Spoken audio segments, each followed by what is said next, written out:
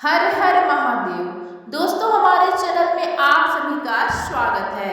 दोस्तों, आज हम जानेंगे शिव पुराण की कथा, सावन का सबसे बड़ा महादान क्या होता है। चलिए जानते हैं। आप सभी का दिन शुभ और मंगलमय हो। कैलाश पर्वत पर शीतल मंद सुगंधित वायु बह रही थी और देवों के देव महादेव शिवगिरी की कंदराओं में ध्यान मग्न बैठे थे। चारों प्रकृति श्रावण की हरियाली में लिपटी हुई थी। सृष्टि के कोने कोने से जल चढ़ाने वाले भक्तों की प्रार्थनाएं कैलाश तक पहुंच रही थी। उसी समय माता पार्वती, जिनकी कोमल दृष्टि सदा भक्तों की करुण पुकार पर ठहरती है, भगवान शिव के पास बैठी थी। भोलेनाथ ने जब अपने नेत्र खोले तो माता पार्वती की ओर देखकर मंद मुस्कान के साथ पूछा, हे देवी पार्वती, तुम्हारे मुख पर कुछ गूढ़ विचारों की छाया है। आज तुम्हारा मन किस दिशा में बह रहा है। माता पार्वती ने सिर झुकाकर उत्तर दिया, स्वामी, सावन का यह पावन मास सदा मुझे बहुत प्रिय रहा है, परंतु इस वर्ष मेरे अंतर्मन में एक प्रश्न बार बार उठ रहा है। इस मास को देवों का प्रिय कहा जाता है।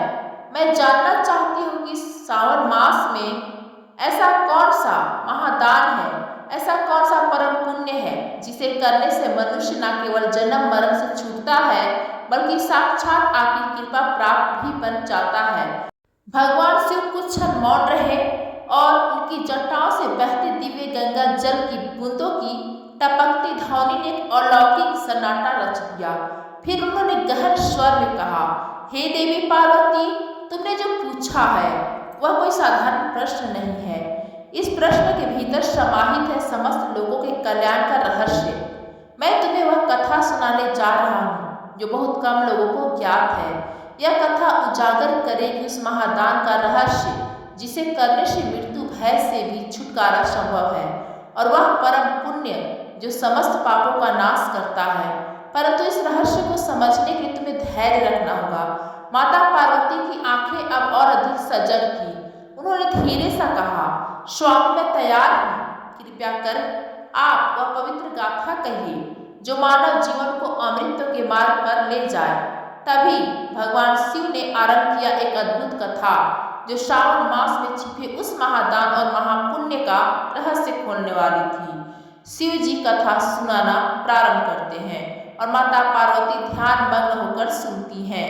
भगवान भोलेनाथ कहते हैं, हे देवी, प्राचीन काल की बात है। काशी नाम की प्रसिद्ध नगरी है जिसे महादेव की नगरी कहा जाता है और काशी को देवनागरी के रूप में भी पूजा जाता है। उस काशी नगरी में देव नाम के एक राजा हुआ करते थे। राजा बहुत ही धर्मात्मा व्यक्ति थे। राजा देव की पत्नी बड़ी ही पवित्रता और संस्कारी नारी थी और रानी का नाम सावित्री देवी था। वह दोनों पति पावन भगवान भोले बाबा के बहुत बड़े भक्त थे।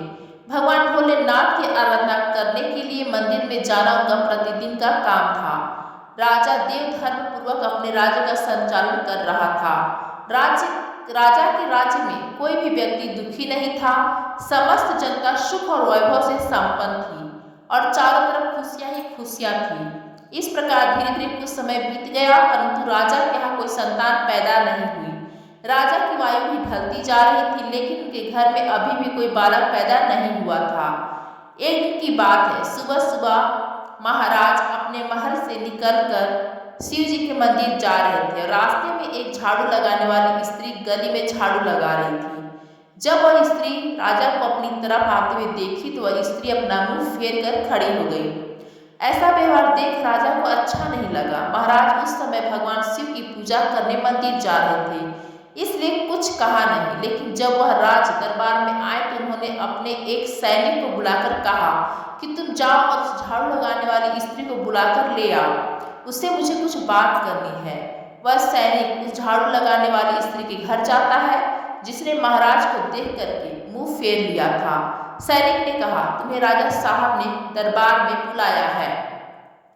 वह झाड़ू लगाने वाली मन में विचार करने लगी कि महाराज का आदेश है, इसे मैं तोड़ नहीं सकती, इसलिए राज दरबार में मुझे जाना ही पड़ेगा। लेकिन पुत्रहीन राजा का मुंह देखना बहुत बुरा हुआ। वह झाड़ू लगाने वाली उस सैनिक के साथ राजा के दरबार के लिए चल दी और कुछ समय के बाद महाराज के दरबार में वह जाकर खड़ी हो जाती है और राजा को प्रणाम करती है। महाराज कहने लगे, हे बहन, आप मुझे एक बात बताओ। प्रातःकाल जब मैं भगवान शिव के मंदिर के लिए जा रहा था तो तुमने मुझे देखकर अपना मुंह क्यों फेर लिया था? तब वो महिला कहती है, महाराज, आप अगर मुझे मृत्यु दंड दे देंगे तो भी मुझे कोई एतराज नहीं होगा, मैं सत्य ही बोलूंगी। झाड़ू लगाने वाली स्त्री ने कहा, हे महाराज, आपके यहाँ तो परम विद्वान और श्रेष्ठ महर्षि राजपुरोहित सब विराजमान हैं। अगर मैं गलत बोलूं तो आप इनसे पूछ लीजिएगा। अगर सुबह सुबह आपका कोई मुख देख लेता है तो उसका पूरा दिन खराब हो जाता है, क्योंकि आप संतानहीन राजा हैं। इसलिए मैंने आपको देख करके अपना मुंह फेर लिया था। राजा देव इस बात को सुनकर के बड़े अचंभित हुए, मन में विचार करने लगे कि यह स्त्री तो बिल्कुल सही कह रही है। यदि किसी नगर का राजा पुत्रहीन होता है तो वास्तव में यह अच्छा नहीं है। राजा ने उसे झाड़ू वाली स्त्री को उसके घर भेज दिया और मन में विचार करने लगे कि अब तो मुझे भगवान शिव के मंदिर जाकर एक पुत्र प्राप्ति के लिए यज्ञ कराना चाहिए। ऐसा विचार करके राजा अपने महल में आए और अपनी महारानी से कहने लगे कि हे रानी, हमारे नगर के लोगों को हमारा मुंह देखने से बहुत परेशानी होती है, क्योंकि हम संतानहीन हैं, हमारी कोई संतान नहीं है। चलिए भगवान शिव के दरबार में चलते हैं और भगवान भोलेनाथ से आराधना करेंगे कि वह हमें एक पुत्र प्रदान करें। यही विचार करके राजा देव और रानी सावित्री दोनों भगवान शिव के मंदिर में जाते हैं और वहां जाकर उन्होंने पुत्र प्राप्ति यज्ञ का आयोजन किया। अब राजा रानी के पुत्र प्राप्ति यज्ञ कराने पर भी संतान की प्राप्ति नहीं हुई। राजा का पुत्र प्राप्ति यज्ञ भी निष्फल हो गया। इधर जो यज्ञ करने वाला पंडित था वह भी यह जानकर बहुत बड़ा चिंतित हुआ कि आज तक मैंने जितने भी यज्ञ करवाए हैं कोई भी यज्ञ निष्फल नहीं हो गया। लगता है राजा का भाग्य ही खराब है। राजा के भाग्य में भगवान ने कोई संतान प्राप्ति का योग ही नहीं है, इसलिए तो पुत्र प्राप्ति यज्ञ निष्फल हो गया। शिव जी कहते हैं, हे देवी, राजा देव बड़ा ही धैर्यवान था। इस बात से राजा बिल्कुल भी विचलित नहीं हुआ, क्योंकि राजा बड़ी ही धैर्य धारण करने वाला था। राजा ने अपने मंत्री से कहा, मंत्री जी, आप मेरी अनुपस्थिति में राज्य का संचालन करो। सावन का महीना चल रहा है और कुछ समय तक मैं अब एकांत में भगवान शिव की आराधना करूंगा। ऐसा निश्चय करके राजा भगवान शिव जी के मंदिर में बैठकर उनकी तपस्या करने लगता है और इस तरह से धीरे धीरे तपस्या करते हुए राजा को एक साल गुजर जाते हैं। इधर भगवान शिव भी सोचने लगे कि अब मुझे इस भक्त के पास जाना चाहिए। कुछ समय बाद भगवान शिव नंदी के साथ में राजा के सामने प्रकट होते और कहने लगते हैं, हे राजा, मैं तुमसे अति प्रसन्न हूँ, वरदान मांगो, तुम मुझसे क्या वरदान चाहते हो? राजा ने कहा, हे प्रभु, आप तो अंतर्यामी हैं, सबके मन की बात जानते हैं। हे प्रभु, जैसे हंस बिना सागर सुना होता है और कोयल के बिना बात सुनी होती है, उसी प्रकार पुत्र बिना मेरा समस्त जीवन सुना है। राजा की बात सुनकर भगवान शिव बोले, हे राजा, वैसे तो तुम्हारे भाग्य में 7 जन्मों तक संतान सुख नहीं है, परंतु तुमने मेरी आराधना की है, इसलिए मैं तुम्हें एक पुत्र प्रदान कर रहा हूँ। लेकिन ध्यान रखना, उस पुत्र की आयु मात्र 25 वर्ष होगी। 25 वर्ष तक तुम्हें पुत्र का सुख देकर पुनः अपने स्थान को लौट जाएगा। राजा के मन ही मन सोचा, चलो 25 वर्ष ही सही, कम से कम संतान होने की का कलंक तो मिट जाएगा। राजा ने कहा, जो भी हो प्रभु, आप मुझे पुत्र प्राप्ति का वरदान दे दीजिए। फिर क्या था, भगवान भोले बाबा ने अपने गण को बुलाया और उससे कहा कि तुम 25 साल के लिए इस राजा के पुत्र के रूप में जन्म ले लो। राजा मंदिर में से भगवान भोलेनाथ का वरदान लेने के पश्चात वापस अपने महल में लौट जाते हैं और यह सूचना अपने राजपुरोहित और महारानी को सुनाते हैं कि भगवान भोलेनाथ ने मुझे पुत्र प्राप्ति का वरदान दे दिया है। अब हमारे घर में बहुत जल्द पुत्र प्राप्त हो जाएगा। अब धीरे धीरे समय बीतता गया और भगवान भोले बाबा के वरदान के अनुसार रानी सावित्री जी गर्भ धारण करती है। यह समाचार मिलते ही राजा के महल में खुशी की लहर दौड़ जाती है और राजा बहुत प्रसन्न होता है। समय के अनुसार भगवान भोलेनाथ के उस महान गण ने राजा के यहाँ पुत्र रूप में जन्म लिया। यह देखकर राजा रानी बड़े प्रसन्न हुए। संपूर्ण काशी नगरी में उत्सव मनाया गया। महाराज के यहाँ पुत्र का जन्म हुआ है। राजा के बेटे का नाम पंडित ने रुद्र प्रताप रखा। धीरे धीरे रुद्र प्रताप बड़ा होने लगा। राजकुमार रुद्र प्रताप अपने पिता की तरह बड़े ही धर्मात्मा ईश्वर भक्त थे। राजा का पुत्र बड़ी तेजी से बड़ा होने लगा।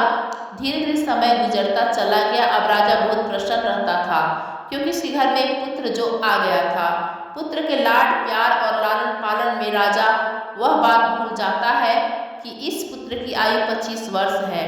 जब उस पुत्र की आयु 15 वर्ष की हो जाती है तब एक दूसरे नगर का राजा था, राजा तेज सिंह, जिसकी एक पुत्री थी जिसका नाम था वैदेही।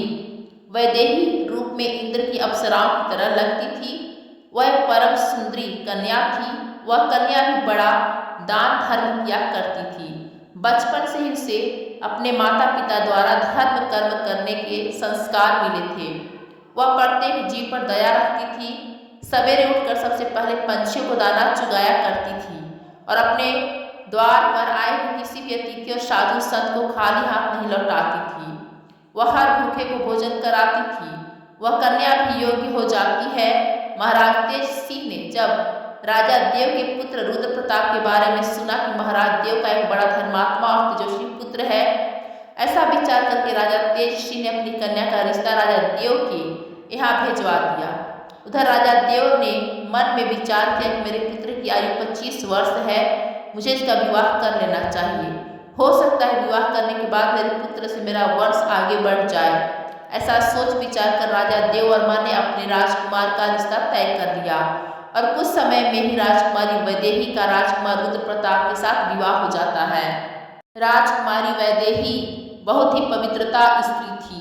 उसकी एक बात यह भी थी कि वह भोजन तब तक नहीं करती थी जब तक किसी भूखे प्राणी को भोजन नहीं करा देती थी। धीरे धीरे समय गुजरता गया। इधर राजा देव को लगने लगा कि उसके पुत्र की मृत्यु का दिन नजदीक आ रहा है, क्योंकि 25 वर्ष की आयु पूरे होने वाली थी।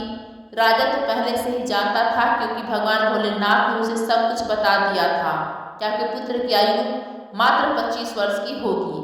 राजा ने यह बात किसी को नहीं बताई थी। जैसे जैसे राजकुमार की उम्र बढ़ रही थी वैसे वैसे राजा की चिंता भी बढ़ रही थी।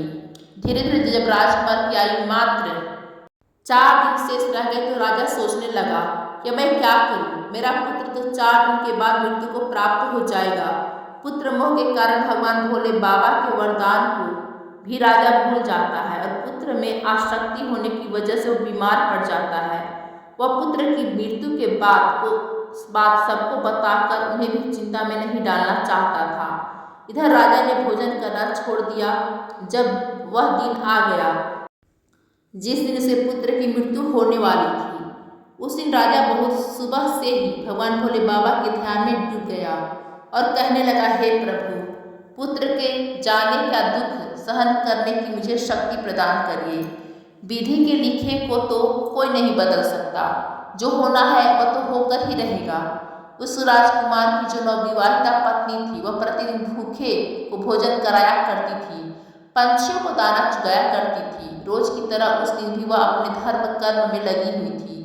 इधर यमलोक में यमराज ने देखा कि आज राजकुमार रुद्र प्रताप की मृत्यु का दिन है तो यमराज तुरंत अपने 2 दूतों को आदेश दे देते हैं कि जाओ, अब से 1 घंटे के बाद तुम्हें राजकुमार रुद्र प्रताप के प्राण उसके शरीर से निकाल कर लाने हैं। राजकुमार रुद्र प्रताप के प्राण तुम ऐसे नहीं निकाल सकते, इसलिए तुम्हें एक सर्प के पास जाना होगा और उस राजकुमार की मृत्यु के लिए उसे प्रोत्साहित करना होगा, क्योंकि उस राजकुमार की मृत्यु सर्प के डसने से ही होगी। तभी हम उसके प्राण हर सकते हैं। यमराज ने अपने दोनों दूतों से कहा कि जाओ, शीघ्रता से अपना काम करो और 1 घंटे के अंदर ही उसके प्राणों को लेकर आना। यमराज की आज्ञा पाते ही 2 यमदूत राजकुमार रुद्र प्रताप के प्राण लेने के लिए चल देते हैं और उधर यमराज की माया से प्रेरित होकर एक तरफ यमराज की आज्ञा पाते ही 2 यमदूत राजकुमार रुद्र प्रताप के प्राण लेने के लिए चल दिए और उधर यमराज की माया से प्रेरित होकर एक सर्प मन में विचार करने लगा कि आज मुझे राजमहल में प्रवेश करना चाहिए और राजमहल में मुझे घूमकर देखना चाहिए। सर्प घूमता घूमता चला जा रहा था और राजा के राजमहल में प्रवेश कर गया। अब वह सर्प तो यमराज से प्रेरित था, इसलिए घूमता हुआ वह राजकुमार के बिस्तर पर पहुंच जाता है जहां राजकुमार सोता था। शाम को जाकर राजकुमार के बिस्तर के पास बैठ जाता है। यमराज के दोनों दूत राजमहल के द्वार पर खड़े हो जाते हैं और समय पूरा होने का इंतजार करने लगते हैं। सोचते हैं कि 1 घंटा का समय कब समाप्त होगा। जब यह नाग उस राजकुमार को डसेगा तब हम उसके प्राण को लेकर यमलोक चले जाएंगे। इस प्रकार यम के दूत विचार कर ही रहे होते हैं, तभी क्या होता है, किसी दूसरे एक गांव में एक गरीब व्यक्ति रहता था। उसकी एक पुत्री थी। उस पुत्री का विवाह उन्होंने समय पर कर दिया था, परंतु उस पुत्री का जो पति था वह बहुत मंदिरा पीता था और जुआ खेलने वैशाली जाना उसका काम था।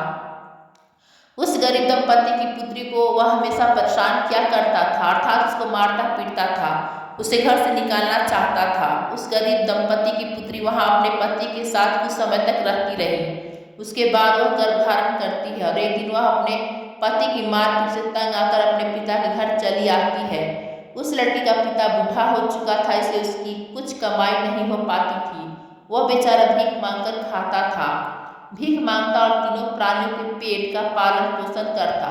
इधर जब 9 माह का समय पूरा हुआ तो उसकी पुत्री ने एक पुत्र को जन्म दिया और पुत्र को जन्म देने के बाद उसे बहुत तेज भूख लगी और भोजन की आवश्यकता पड़ी, क्योंकि जो प्रसव काल की भूख होती है वो बहुत तेज होती है। अब वह अपने पिता से भोजन मांगती है। वह बेचारा गरीब ब्राह्मण भोजन लेने के लिए आसपास के गांव में चला जाता है, लेकिन उसके रोज रोज मांगने के कारण उसको कुछ लोग भोजन नहीं देते हैं और उस दिन उस गरीब को कोई भी खाने को भोजन नहीं देता है।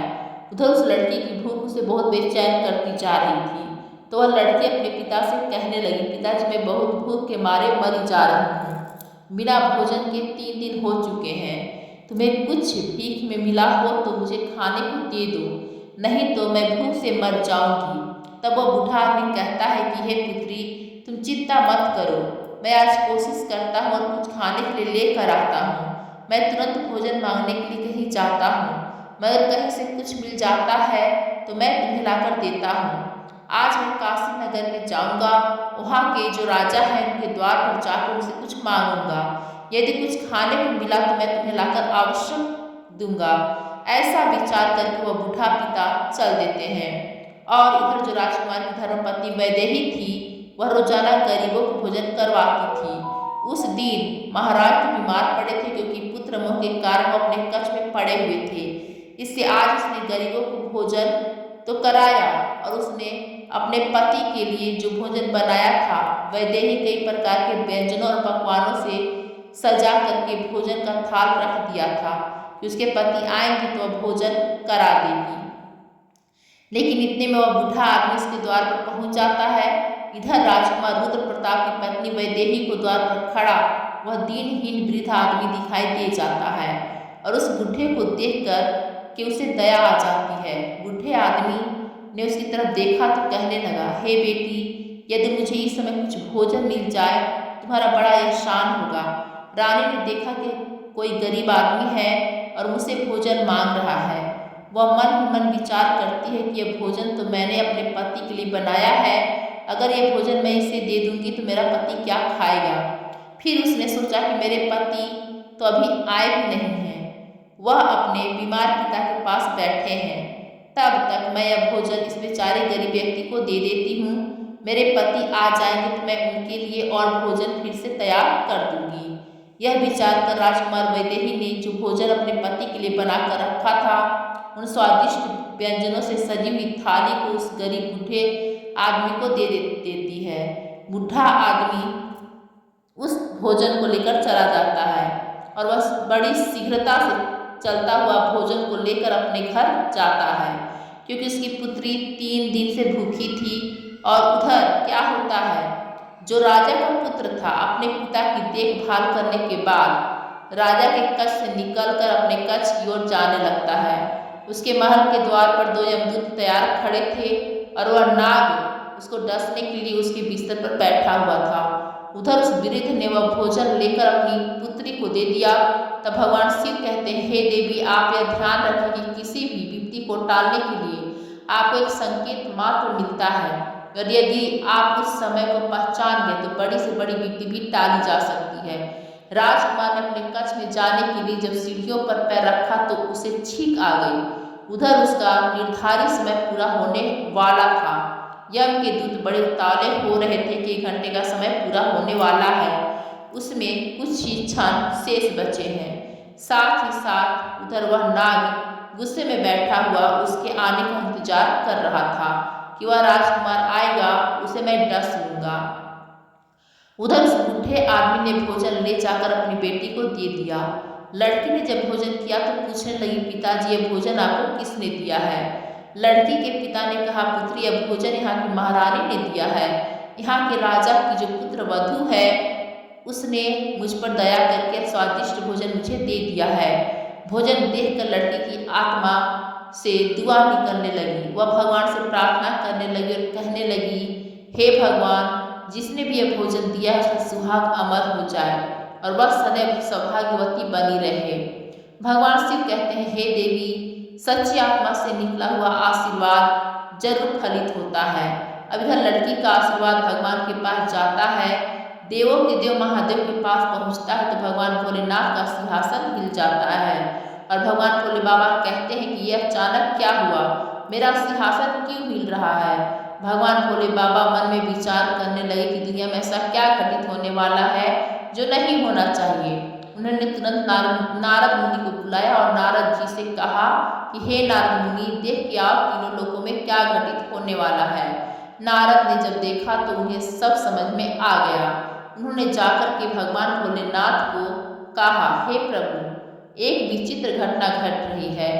राजा देव के पुत्र की मृत्यु का समय आ गया है और यमदूत दरवाजे पर खड़े हैं। नाग उसके बिस्तर में फन फैलाए बैठे हैं और राजकुमार सीढ़ियों पर चढ़कर ऊपर जा रहा है। जैसे ही वह अपने बिस्तर पर जाकर बैठेगा, नाग उसे डस लेगा और उधर वह उस बूढ़े आदमी की पुत्री है जो राजकुमारी को आशीर्वाद दे रही है। उसकी आत्मा से आशीर्वाद निकल रहा है कि उसका सुहाग अमर हो जाए। हे भगवान, यह कैसा विचित्र संजोग है। एक तरफ मौत लेने को खड़ी है और दूसरी तरफ आशीर्वाद उसकी लंबी उम्र की प्रार्थना कर रहा है।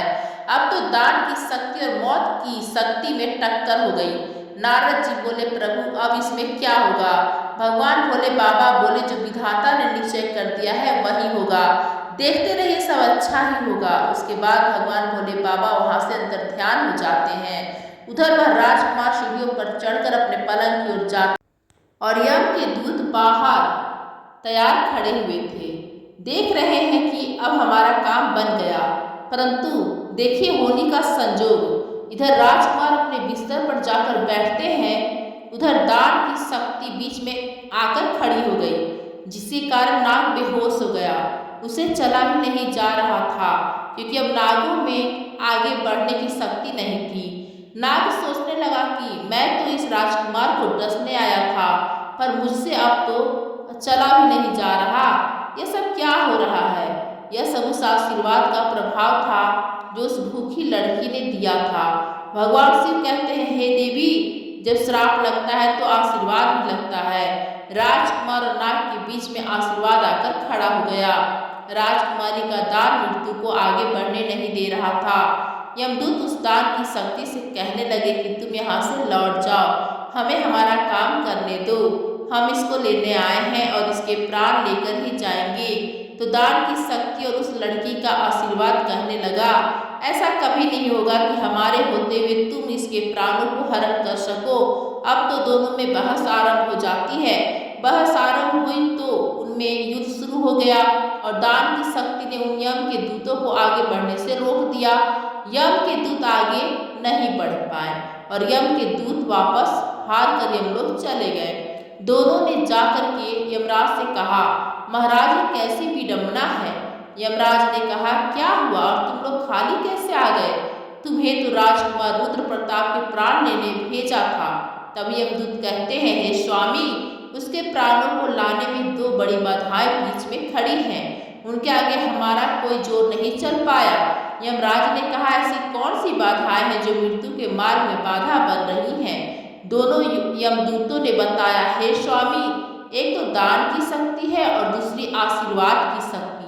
अपने दोनों की बात सुनकर यमराज बोले, हे दूतों, लगता है प्राण लाते लाते तुम लोग बूढ़े हो गए हो। मैं स्वयं जाकर देखता हूँ कि कौन सी बाधा राजकुमार के प्राण लाने से रोकती है। फिर यमराज धरती लोक पर स्वयं ही आए। उधर भगवान भोले बाबा ने मन में सोचा कि अब मुझे इनमें समझौता कराना होगा। यमराज इस शक्ति से जीत नहीं पाएंगे और अगर यमराज हार गए तो यह प्रकृति के नियमों का उल्लंघन होगा।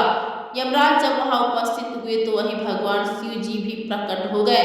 यमराज ने भगवान भोले बाबा को देखा तो भगवान भोले बाबा को देख करके उनको प्रणाम किया।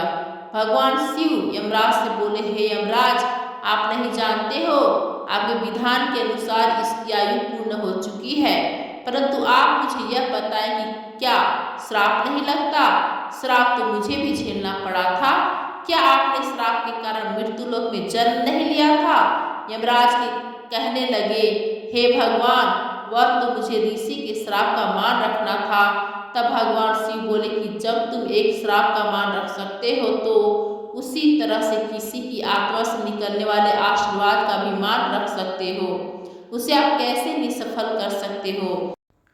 यमराज भगवान भोले बाबा से बोले, हे प्रभु, अब इसका उपाय आप ही बताइए कि मैं क्या कर सकता हूँ। तब भगवान भोले बाबा यमराज से बोले कि आप इस राजकुमारी की आयु 100 वर्ष कर दीजिए। 100 वर्ष के बाद इसको आप ले जाना। यह उस शक्ति के आशीर्वाद और वरदान के कारण मृत्यु के योग्य नहीं रहा है। अब मृत्यु को इसने जीत लिया है। भगवान भोले बाबा के कहने पर यमराज ने प्रकृति के नियमों में परिवर्तन कर दिया और राजकुमार रुद्र प्रताप की आयु को बढ़ाकर 100 वर्ष कर दिया। इसके बाद यमराज यमलोक को वापस लौट गए। इधर राजकुमार रुद्र प्रताप की आयु 100 वर्ष की हो जाती है। भगवान शिव कहते हैं, हे देवी, इस प्रकार से एक भूखे को भोजन दान देने पर राजा की संतान पर आई मृत्यु की टल गई। इसलिए तो मनुष्य के अच्छे कर्म, दया भाव, दीन बंधुओं की सेवा मृत्यु को भी टालने का सामर्थ्य रखते हैं। लेकिन मनुष्य को यह देखना चाहिए कि जिसको वह दान दे रहे हैं वह उस दान का पात्र है या नहीं, अर्थात वह दान देने योग्य है या नहीं। यदि मनुष्य सुपात्र को दान देते हैं तो उस दान के सामने मौत भी पराजित हो जाती है। यदि कोई व्यक्ति किसी की सेवा करके और उसके कठिन समय में काम आकर उसकी मदद करते हैं और यदि किसी का आशीर्वाद लेते हैं तो वह आशीर्वाद मृत्यु को भी टाल सकता है। दान की और आशीर्वाद की शक्ति बहुत बड़ी होती है। उस शक्ति से बड़े संकट भी टल जाते हैं। इस प्रकार से भगवान शिव ने माता पार्वती को बताया कि सबसे बड़ा दान है जो संतान पर आए मृत्यु भी टाल सकती है। भगवान शिव बोले, हे पार्वती, दान, करुणा और सेवा ऐसे पुण्य कर्म हैं जिनमें दिव्यता स्वयं बसती है, किंतु यह ध्यान रखना चाहिए कि दान सदैव सुपात्र को ही दिया जाए, क्योंकि कुपात्र को दिया गया दान निष्फल हो जाता है। यदि कोई मनुष्य सच्चे हृदय से किसी संकटग्रस्त, दुखी, भूखे या असहाय की सेवा करता है तो उसका वह कर्म मृत्यु को भी टाल सकता है। जैसे सावन के पावन मास में जो श्रद्धा से शिवलिंग पर जलाभिषेक करता है, सोमवार का व्रत रखता है और ब्राह्मणों, साधु या जरूरतमंदों की सहायता करता है, वह जन्म जन्मांतर के पापों से मुक्त होकर शिवधाम को प्राप्त करता है। हे पार्वती देवी, यदि कोई मनुष्य सच्चे हृदय से किसी दुखी के आंसू बहाता है और उसके जीवन में आशा का दीप जलाता है तो उसकी वह सेवा त्रिलोक में वंदनीय हो जाती है। आशीर्वाद की शक्ति को कभी कम नहीं समझना चाहिए, क्योंकि किसी पीड़ित के मुख से निकली हुई दुआ कभी खाली नहीं जाती। अतः श्रावण मास में किया गया पुण्य कर्म केवल कर्म नहीं, वह एक दिव्य ऊर्जा है जो संकटों को नष्ट करती है। हे पार्वती, जिस प्रकार काशी नगरी मोक्षदायिनी है, उसी प्रकार सावन में किया गया सच्चा दान और सेवा पुण्य की सर्वोच्च सीमा होती है।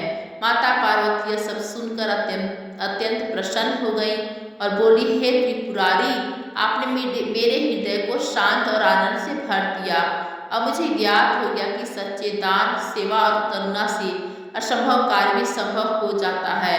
कहानी अगर आपको पसंद आई हो दोस्तों तो हमारे चैनल को like, comment, share and subscribe जरूर करें। हर हर महादेव, हर हर महादेव। धन्यवाद दोस्तों।